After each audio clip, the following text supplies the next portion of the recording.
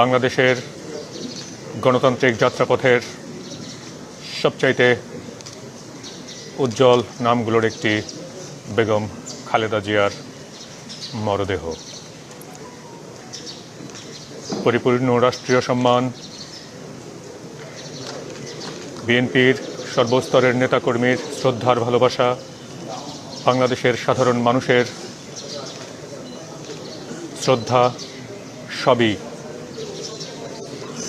বরাদ্দ এই মুহূর্তে বেগম খালেদা জিয়ার জন্য। নামানো হয়েছে কফিন, প্রস্তুত কবর। বিএনপির সিনিয়র পরিবারের সদস্যদেরকে আমরা দেখতে পাচ্ছি, তাদের বেদনাহত মুখ আমরা দেখতে পাচ্ছি।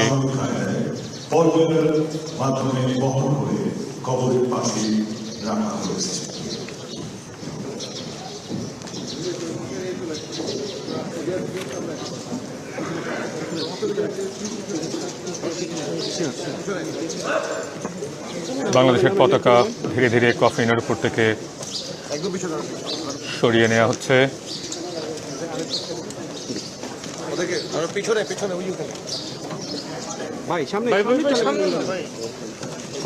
বেগম খালেদা জিয়ার পরিবার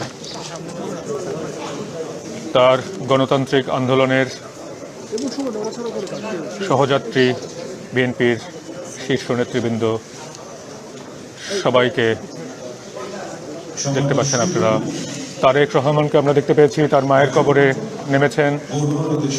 যে মাকে ছেড়ে তিনি দীর্ঘ 17টি বছর নির্বাসনে ছিলেন, সেই মায়ের কবরে মাকে শেষ নিদ্রায় শায়িত করতে তিনি নেমে পড়েছেন মায়ের কবরে।